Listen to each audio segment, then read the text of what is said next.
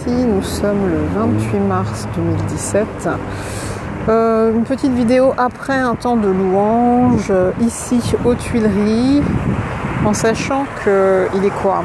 Il est 19h bientôt et qu'il y a énormément de véhicules pare-choc contre pare-choc. C'est vraiment... c'est malheureusement représentatif du monde dans lequel on vit, c'est-à-dire qu'on est quand même captif de choses oppressantes, je trouve. Voilà, la circulation aux heures de pointe. A-t-on vraiment seulement le choix? Non. Non. Quand on a des horaires de travail qu'on n'a pas choisis, qu'on est employé ou même quand on est éventuellement chef de service, on a des horaires à respecter et ces horaires sont ce qu'ils sont. Donc si on veut rentrer chez soi et avoir un peu de temps pour se reposer, ça veut dire prendre la route au moment où tout le monde la prend. Donc ça veut dire pare-choc contre pare-choc. Donc moi je pensais à ça, je crois que c'était lundi, donc hier, parce que nous sommes mardi aujourd'hui, le 28. Hier nous étions le 27 et... non, vraiment, j'ai prié pour la plupart des gens. En fait, nous sommes tous captifs, plus ou moins. Et quand on a rencontré Dieu, on a les moyens en fait de se libérer. Mais ces moyens, on ne les prend pas toujours, on ne les a pas toujours intégrés, on ne les utilise pas toujours et on reste parfois très longtemps captif de choses fatigantes. Ce monde nous rend esclaves de différentes façons, à un coin de la rue ou à un autre. On va trouver des choses qui vont nous rendre esclaves, qui vont vraiment nous courber, nous fatiguer et nous courber. Donc moi, je prie quand même souvent en demandant à Dieu vraiment de m'enlever de ce monde qui m'exècre profondément. Je ne me sens pas adaptée à ce monde. Voilà, les règles de fonctionnement de ce monde me fatiguent, mais il faut faire avec. Voilà. Bon, très bien. Mais quand je le fais, par exemple, quand je m'occupe de tout ce qui est organisation, gestion, administration, pendant 2 heures d'affilée, j'en peux plus. Ça m'épuise, j'aime pas ça. Et si on ne le fait pas, malheureusement rien n'avance, vraiment rien n'avance. Donc voilà, moi je suis pressée de partir, mais je dis simplement, Seigneur, permets que j'aille vers ceux que tu m'as donnés et que je fasse ma part. C'est-à-dire que voilà, tu nous as donné, il y a des gens vers lesquels on doit, il y a des gens vers lesquels on doit aller, à qui on doit témoigner de choses, que l'on doit évangéliser, et il faut y aller quoi. Et il faut y aller, et c'est notre part. Et moi je suis convaincue d'une chose, comme nous avons été donnés à Christ, et comme Christ a prié pour nous, pour qu'aucun de nous ne se perde, comme il a, je crois, vraiment prié au commencement pour que parmi les apôtres, aucun ne se perde non plus, à part celui qui devait le vendre, et ça il le savait, le fils de la perdition, mais je ne crois pas que ce soit lui forcément. Je mélange un peu tout, parce que le fils de la perdition, c'est peut-être autre chose, ou c'est peut-être ça, je ne sais pas. Mais en tout cas, je pense que Dieu nous a donné aussi un certain nombre d'âmes que nous devons rencontrer, avec qui nous devons parler, à qui nous devons témoigner de lui, à qui nous devons parler de l'évangile de paix, à qui nous devons témoigner de l'évangile, à qui nous devons témoigner de ce que Dieu a fait dans notre vie, à qui nous devons parler de l'amour de Dieu, de la grâce de Dieu, de son pardon, de son salut, de sa miséricorde. Moi, je suis convaincue de ça. Donc moi, je veux simplement prier pour que Dieu me donne le vouloir et surtout le faire.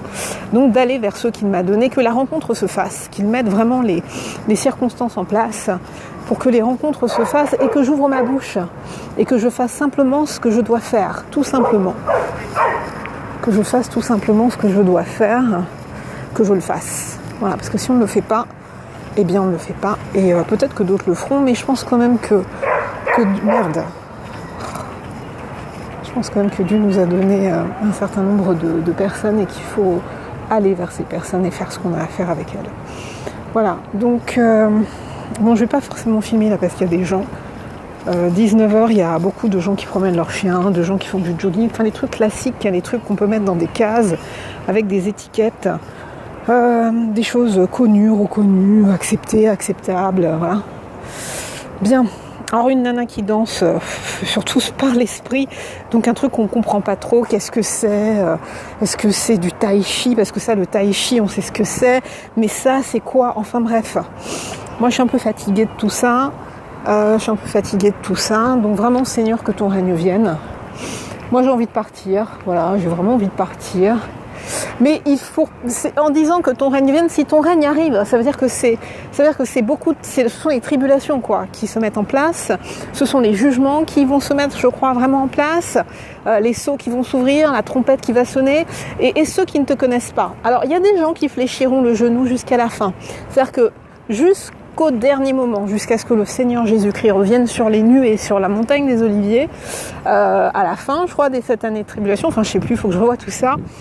Mario Vassicotte vient. Alors je sais pas s'il va venir en France comme c'était prévu, parce que j'ai envoyé un mail aujourd'hui à son équipe Pain de Vie, et apparemment ça a été décalé. En tout cas, ce qui est sûr, c'est qu'à cet automne, son équipe partira en pèlerinage, enfin en voyage en Israël jusqu'au 25 octobre, donc avant le Rosh Hashanah. C'est dommage, parce que si on devait être enlevé cette année, eh bien, ce serait bien de partir avec Massicotte être enlevé.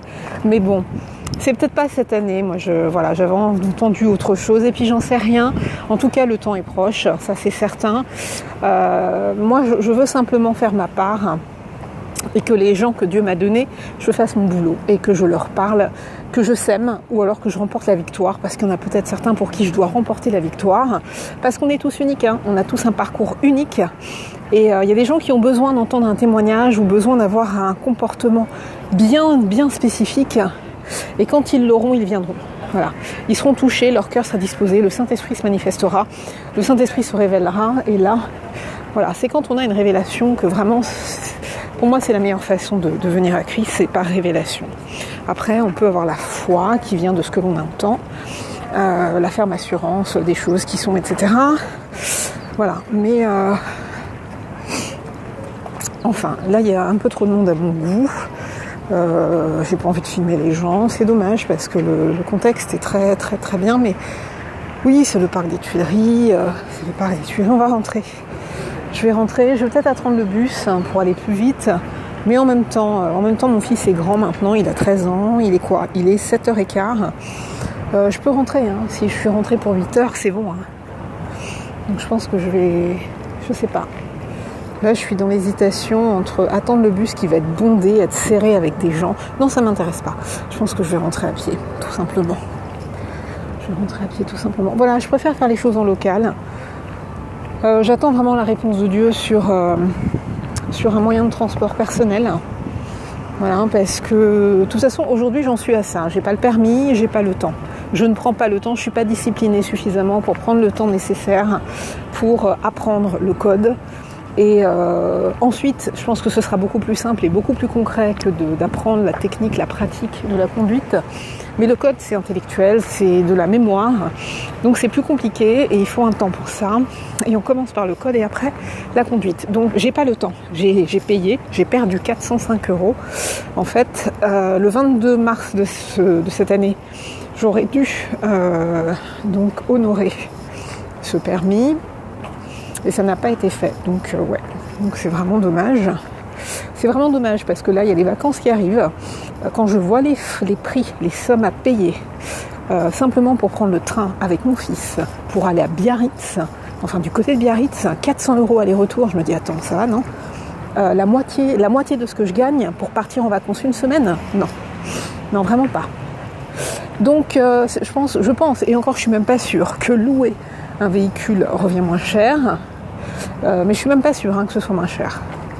Louer, une fois qu'on a son permis, prendre une voiture, passer par une des sociétés qui louent, comme, je sais pas, Hertz, ou je sais même plus lesquelles, peu importe, je fais pas de pub, Avis peut-être, ou je ne sais quoi, et louer jusqu'à la ville la plus proche, la plus importante, où on va trouver aussi un concessionnaire de la même marque, enfin du même nom, pour redéposer la voiture. Et une fois qu'on a fini les vacances, reprendre la voiture. Mais bon, ça aussi, c'est pas confortable, parce que ça veut dire que le petit bled où vous allez, Saint-Jean-de-Luz, c'est pas un petit bled non plus, mais c'est-à-dire que Saint-Jean-de-Luz, faut y aller comment ? Faut prendre des transports en commun ? Non, le mieux, c'est de disposer d'un véhicule personnel, d'y aller jusqu'au bout, de garer sa voiture à proximité de l'endroit où on va être logé, et de repartir avec son véhicule. Sauf que, après, c'est pareil, tout ça... J'ai envie de dire tout ça c'est vain, ce sont des paroles vaines, tout le monde sait ça, Ça fait partie des règles du monde. Tout le monde doit passer son permis, c'est la règle. Après, ça se comprend aussi. Hein. On ne va pas laisser n'importe qui conduire sans connaître les règles, faire n'importe quoi. Ça, je suis d'accord. Sauf que voilà, c'est tout. Moi, Bon, je vais arrêter parce que là, vraiment, c'est la partie où il y a trop de monde. Les gens ne sont pas rentrés chez eux, ils profitent. On est au printemps, il fait encore beau, les gens veulent profiter, veulent vivre. Hein, parce qu'on se lève le matin, on va bosser 8 heures toute la journée, on donne sa vie à son employeur, donc on a envie de profiter le soir, ça se comprend. Voilà, donc que des gens comme moi soient sauvages et aiment profiter des lieux déserts, c'est leur problème. Donc à se lever aux aurores, tout simplement. Bien. Voilà, en tout cas j'ai filmé un petit peu ce lieu pour lequel je rends grâce. Merci Seigneur d'avoir créé les Tuileries, merci Seigneur pour la ville de Paris, merci Seigneur pour le centre de... Oh mon Dieu. Merci Seigneur pour le centre de Paris où j'habite, mais j'ai envie de déménager. J'ai envie, je crois, d'habiter dans une ville moins importante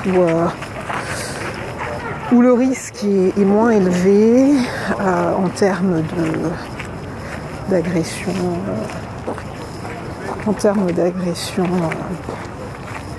liées aux événements qu'il y a actuellement. Mais de toute façon, même ça, je ne sais même pas s'il y a un endroit où le risque est moins élevé.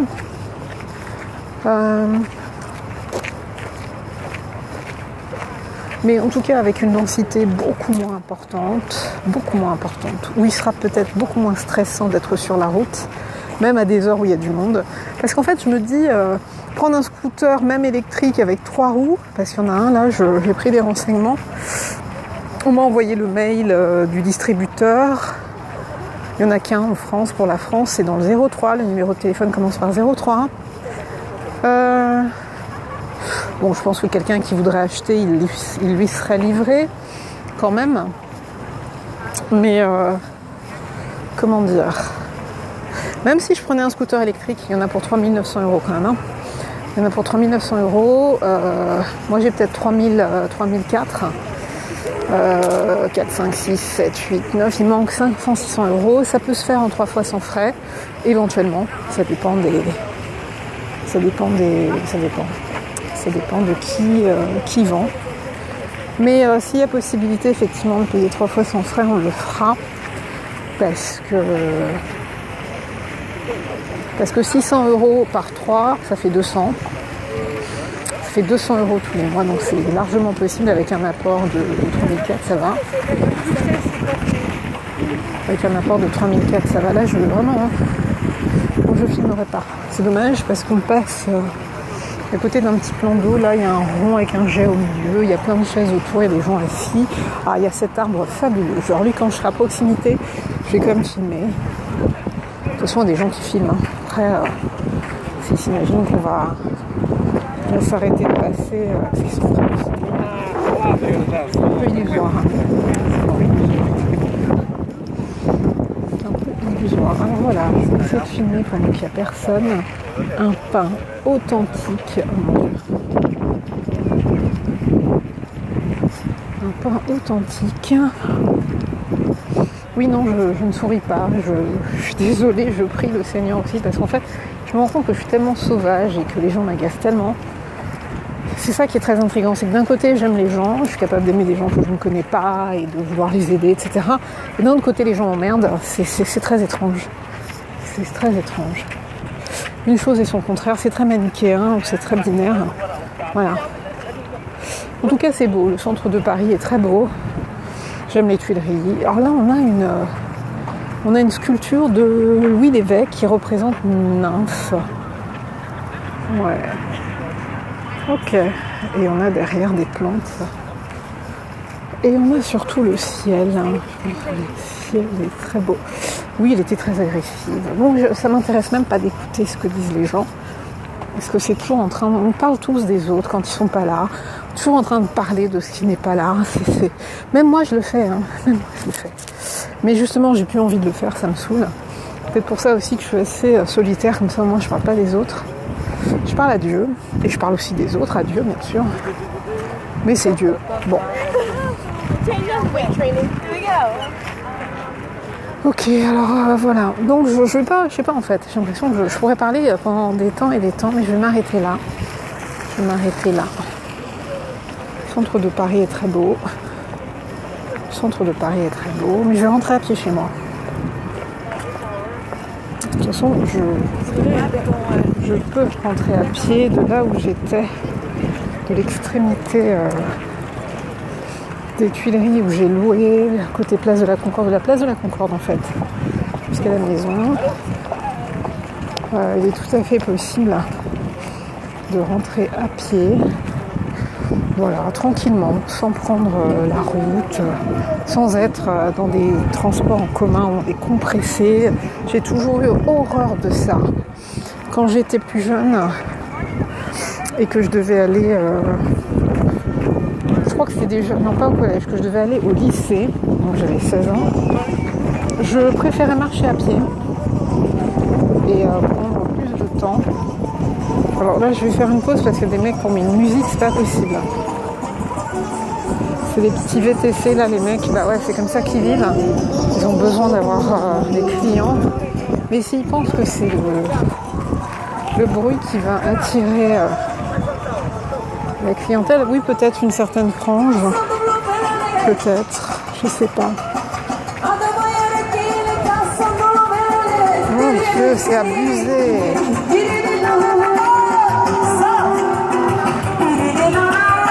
C'est abusé. Enfin bon, peut-être que lui, ça lui fait plaisir, mais bon.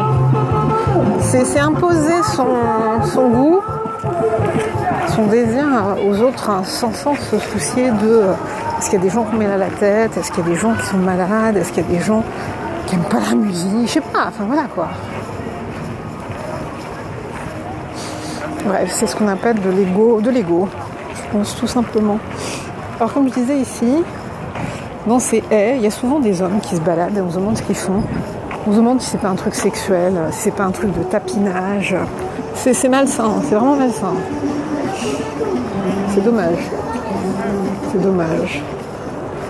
Ok, bon allez, on va traverser. Je vais arrêter là, hein, c'est bon. On est à la pyramide du Louvre. J'ai pas besoin de... C'est bon. Allez, bonne journée, le 28 mars 2017, 7h20, 19h20.